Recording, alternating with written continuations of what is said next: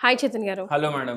చేతన్ గారు, disposable glasses కానీ, plates గానీ, లేదంటే హాట్‌గా మనం పార్సెల్స్‌లో కవర్‌లో వేసిస్తుంటారు గదా! అవి కానీ యూజ్ చేస్తే షుగర్ పేషెంట్స్ కానీ, నర్వ్ వీక్‌నెస్ పేషెంట్స్ కానీ, ఇన్ జనరల్‌గా గానీ ఏమైనా ఎఫెక్ట్ పడుతుందా? బికాజ్ ఈ మధ్య ఇదే హాట్ టాపిక్. ఒక సింపుల్ ఎక్స్‌పెరిమెంట్ చేద్దాం మనం. హ్మ్. మీరొకటి గమనించండి. హ్మ్. ఈ చాయ్ బండిలు ఇవన్నీ దుకాణాలు ఉంటాయి గదా! హ్మ్. ఆడికి పోయి మనం జర కాన్షియస్ ఉన్నాం అనుకోండి. హ్మ్.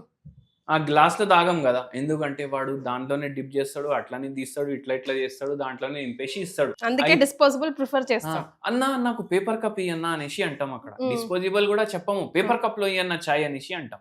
హ్మ్. అయితే ఒక 2 నిమిషాలు ఎక్స్‌పెరిమెంట్ మీకు చూపిస్తా నేను. హ్మ్. ఇది పేపర్ ఉంది గదా! హ్మ్. నేను దీన్ని మల్టిపుల్ ఫోల్డ్స్ చేసిన. హ్మ్. ఆ? హ్మ్. ఇప్పుడు ఈ పేపర్ మనం ఒక పుస్తకంకి వెళ్ళి తీసుకున్నాం, నోట్బుక్లోకి వెళ్ళి. హ్మ్. ఇప్పుడు దీని మీద జర్ర నీళ్ళు పోసి చూద్దాం ఏమవుతుంది. హ్మ్.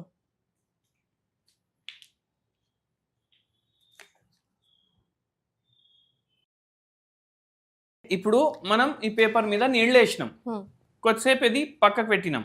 ఇప్పుడు చూడండి ఈ కప్పులు ఉన్నాయి కదా, హ్మ్. ఈ కప్పులో కూడా నీళ్ళు వేసి చూద్దాం ఏమవుతుంది.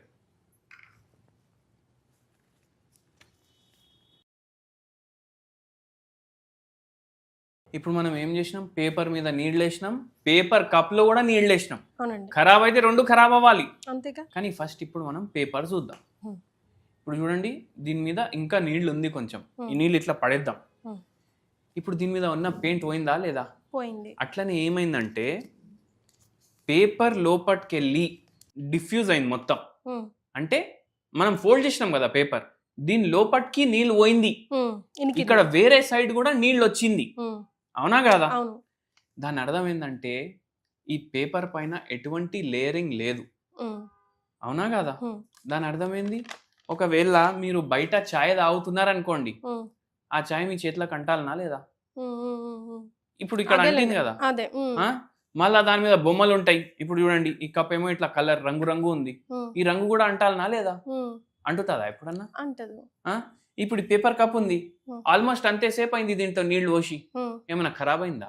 అవ్వలేదుగా. అవ్వలేదు కదా. దీని అర్థం ఏంటంటే ఈ పేపర్ కప్లకు లోపట కూడా ఏదో లేయర్ ఉంటది. ఆ హ్మ్. లేయర్ ఏముంటది? హ్మ్. ప్లాస్టిక్ లేయర్ ఉంటది. ఓహ్! మన మైండ్‌ని మ్యానిపులేట్ చేయడానికి ఇట్లా కూడా రాస్తారు. దీని మీద రాసిర్రు చూడండి. హ్మ్. ఏమని రాసిండ్రు? The container is made from hygienic food grade paper board, crush after use because we care for your health hmm. అని ఇట్లా రాసింది. హ్మ్. అయినా దీని లోపల ప్లాస్టిక్ ఉండకపోతే హ్మ్. ఏమైపోతుంది? ఇది మొత్తం వెట్ అయిపోతుంది. వెట్ అయిపోతది గదా! చేతి అసలు పట్టుకోవడానికే రాదు. అందులో హాట్ టీ హాట్ పోస్తే ఉంటది మళ్ళా. ఇంకా లోపలున్న ఎలిమెంట్స్ అన్ని కరిగిపోయే అవకాశం, అందులో చల్ల నీళ్ళు కలిసిపోయే పోస్తేనే అవకాశం. పేపర్ ఖరాబ్ అయింది. మరి. వేడి చాయ్ వస్తే ఖరాబ్ కాదా? హ్మ్. చాయ్ పడిపోవాలి మీ చేతిలోకెళ్ళి. యెస్. అంటే మీరు పడేసుకోవడానికే కొన్నట్టు ఉంటది. హ్మ్. అవునా కాదా? అవునండి. కానీ ఎప్పుడు అట్లా అవ్వదు. హ్మ్.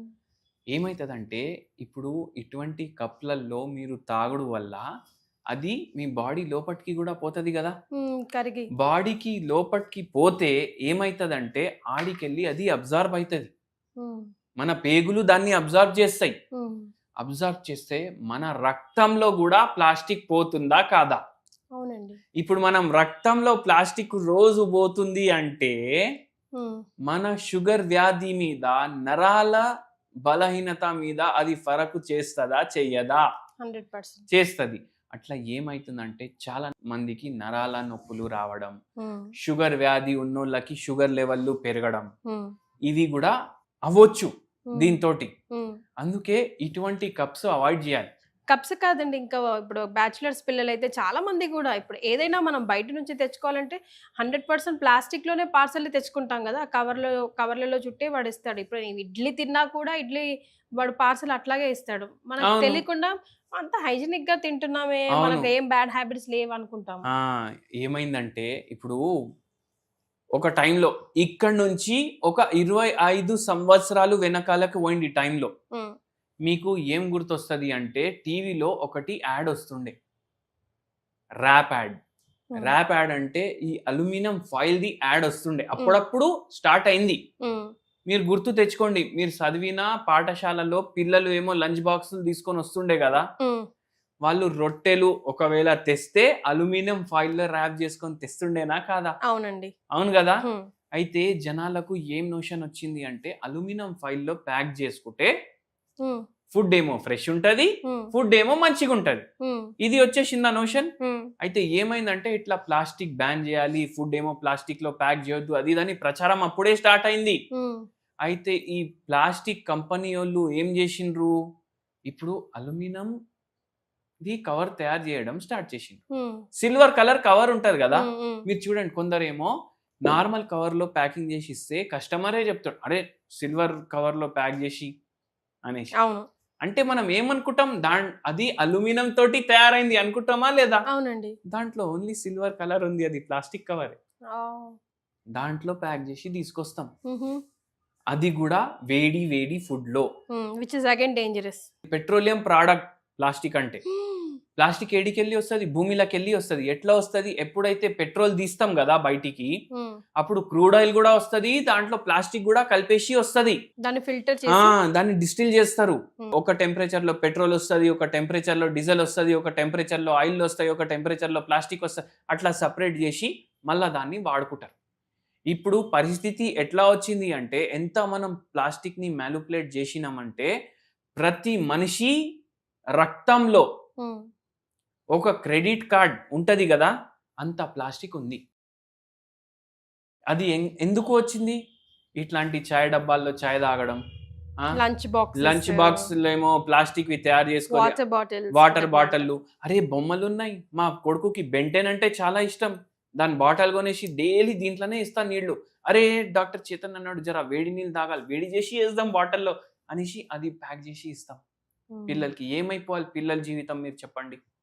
12 ఏండ్లకు షుగర్ వ్యాధి, 12 ఏండ్లకు థైరాయిడ్ ప్రాబ్లం, 15 ఏండ్లకు క్యాన్సర్లు. ఎందుకు అవుతున్నాయి ఇవన్నీ? దీనివల్లనే అవుతున్నాయి కదా. అందుకే ప్లాస్టిక్ ని మీరు ఎలిమినేట్ చేయాలంటే మీరు ఓన్లీ ప్లాస్టిక్ డబ్బాలు కాదు, బయటికి పోతే కూడా ఆలోచించాలి, మీరు తీసుకునే వస్తువులో ప్లాస్టిక్ ఉంటదా ఉండదా అనేసి. Even tetra packs for that matter. అవును, టెట్రా ప్యాక్ లో కూడా మొత్తం ప్లాస్టికే ఉంటది. అందులో మనం ఇంకా ఫ్రిడ్జ్ లో పెడతాం, మళ్ళా దాని మీద మళ్ళా దాన్ని గరం చేస్తాం. అప్పటి వరకు ప్లాస్టిక్ లో ఉన్న నానో పార్టికల్లు ఏవైతే ఉంటాయి, మైక్రో ప్లాస్టిక్ అంటారు ఇంకోటి, మైక్రో ప్లాస్టిక్ కూడా కలిసిపోతుంది దాంట్లో. చాక్లెట్ ర్యాపర్స్, చిప్స్ ర్యాపర్స్ ఇవన్నీ దాని కిందకే వస్తాయి. అవును, మీరు చాక్లెట్ ర్యాపర్లు అంటున్నారు. ఇప్పుడు ప్రతి కిచెన్ లో, ప్రతి వంటింట్లో ఒక బట్ట పెట్టుకుంటాం చేతులు జరా తూడ్చుకోవడానికి, అవి కూడా ప్లాస్టిక్ తోటి తయారైతున్నాయి, మీకు తెలుసా? అవునా అండి? అవును, అవి కూడా ప్లాస్టిక్ తోటి తయారైతున్నాయి. సాఫ్ట్ ఉంటాయి బట్టలు, అవునా కదా? అవునండి, అవి కూడా ప్లాస్టిక్ తోటే తయారైతున్నాయి ఎన్నో. దాంతోటే మనం మళ్ళా చేతులు ఇట్లా తూడ్చుకుంటే చేతికి అంటించిన ప్లాస్టిక్ మళ్ళా మీ తిండిలో పోతుంది, మీరు అదే తింటారు, షుగర్ వ్యాధి పెరుగుతుంది, మళ్ళీ దాంతో పాటు ఇతర రోగాలు కూడా, వేరే రోగాలు కూడా వస్తాయి. ఒక పేషెంట్ వచ్చి నరాల నొప్పి ఎట్లా అవుతుంది అంటే, సార్ నాకు షుగర్ వ్యాధి కూడా ఉంది, దానివల్ల పెరిఫెరల్ న్యూరోపతి వచ్చింది. పేషెంటే అంటున్నారు, నాకు అరికాల్లో మంటలు వస్తున్నాయి, షుగర్ ఏమో 200 పైన ఉంటుంది, పోస్ట్ లంచ్ ఏమో 240, 250, ఒక్కొక్కసారి 300 కూడా వస్తుంది, కంట్రోల్ అయితే లేదు. మనం మొత్తం అడిగితే తెలిసింది, రోజు 4 పూట బయట ఏమో చాయ్ తాగుతారు పేపర్ కప్ లో. సరే నేను పేపర్ కప్ లోనే తాగుతున్నా కదా, అయితే ఇది చెప్పిన అట్లా ఉంటది ప్లాస్టిక్ ది పరేషాని.